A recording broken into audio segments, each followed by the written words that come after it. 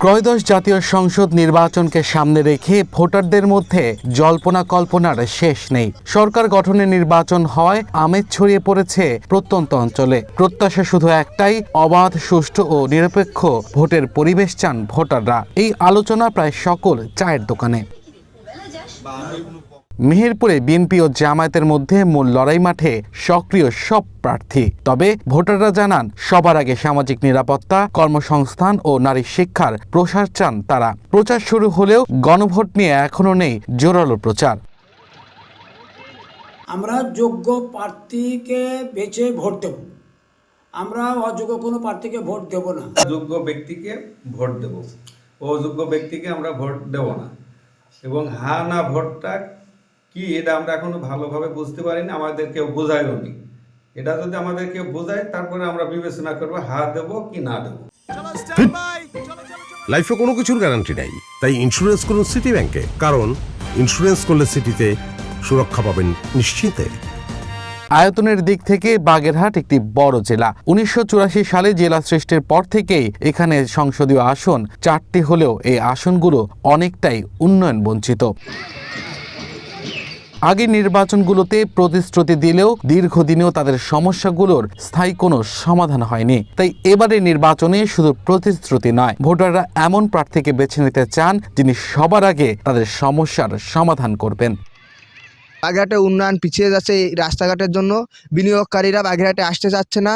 এবং আপনারা জানেন, বাংলাদেশের দ্বিতীয় বৃহত্তম বন্দর হলো মোংলা। এই মোংলা বন্দর শিল্প উন্নয়ন করার জন্য আমাদের এই রাস্তাঘাট উন্নয়ন করাটা সর্বপ্রথম দরকার। বাগেরহাটে কোনো চিকিৎসাই নেই।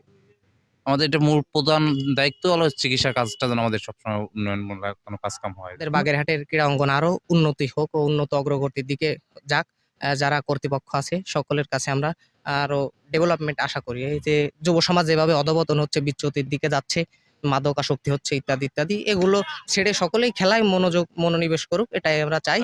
সুশিক্ষিত শিক্ষকের প্রসার বাড়ানো, অর্থাৎ বিষয়ভিত্তিক যে প্রশিক্ষিত শিক্ষক নিয়োগ দেওয়া স্কুল কলেজে, যাতে প্রত্যেকটা বিষয়ভিত্তিক আলাদা শিক্ষক পাঠদান করতে পারে। তারপরে নিরাপদ ক্যাম্পাস, যেখানে খেলার মাঠ আছে, পরিবেশ সুন্দর এবং পরিষ্কার পরিচ্ছন্ন টয়লেট ব্যবস্থা, লাইব্রেরি ব্যবস্থা এবং বিজ্ঞানাগারের ব্যবস্থা আছে। তারপর যারা বাগেরহাটের সংসদ সদস্য নির্বাচিত হবেন, তাদের কাছে আমার একটাই দাবি থাকবে, তারা যেন নারীর স্বাধীনতা নিয়ে কাজ করেন এবং একজন নারী যেন স্বাধীনতার অভাবে কোনো কিছুতে বাধা না সৃষ্টি হয়। যেমন স্কুল কলেজ যাওয়া, কোনো প্রাতিষ্ঠানিক কাজ করা।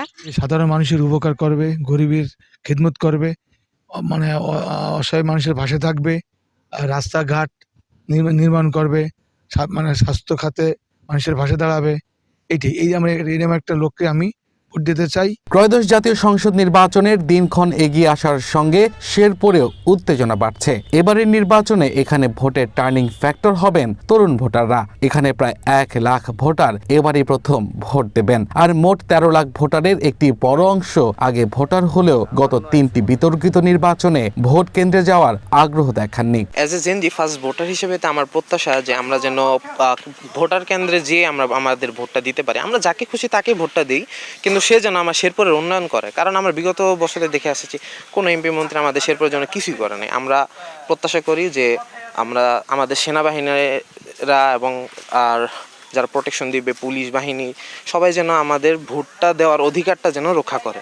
একটা ভালো পাবলিক ভার্সিটি নাই, মেডিকেল কলেজ নাই, রেল লাইন নাই, এগুলো যেন আমাদের এই দিকটা যেন এমপি মন্ত্রী যারাই হোক বা আমাদের নির্বাচনের প্রার্থীরা যারাই হোক, তারা যেন আমাদের এই দিকটা বিবেচনা করে। একটা ভালো রেল লাইন নাই, ভালো খেলার মাঠ নাই।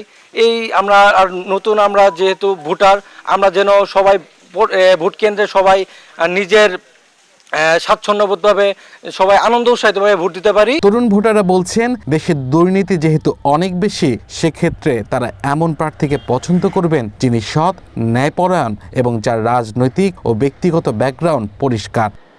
ভোট দিতে যাব, এটা তো নিজের মধ্যে একটা উৎসাহ কাজ করতেছে। আমি যেন আমার ভোট যাকে ইচ্ছা তাকে দিতে পারি। আমি নতুন ভোটার, এবার আমি প্রত্যাশা রাখছি যে আমি ভালোভাবে ভোট দিব। জীবনে প্রথম ভোট, কেন্দ্রে যেন কোনো অসামাজিক কিছু না হয়, আমাদের নিরাপত্তা নিশ্চিত যেন থাকে। মানুষকে ভোট দিতে হবে যারা যে উন্নত করতে পারবে শেরপুরের অনেক কিছু। আমরা যোগ্য প্রার্থীকে আমরা ভোট দিতে চাই। আমার ইচ্ছা যে এবার প্রথম ভোটটা জীবনে প্রথম ভোট দেবো, একজন যোগ্য প্রার্থীকে দিব। আমাদের শেরপুরে যাকে যোগ্য প্রার্থী মনে হবে তাকে আমরা ভোটটা দিব।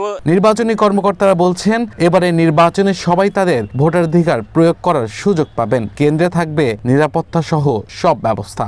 আমাদের বাংলাদেশে নতুনরা, তরুণরা বিশেষ করে খুব সক্রিয় প্রত্যেকটা কাজে।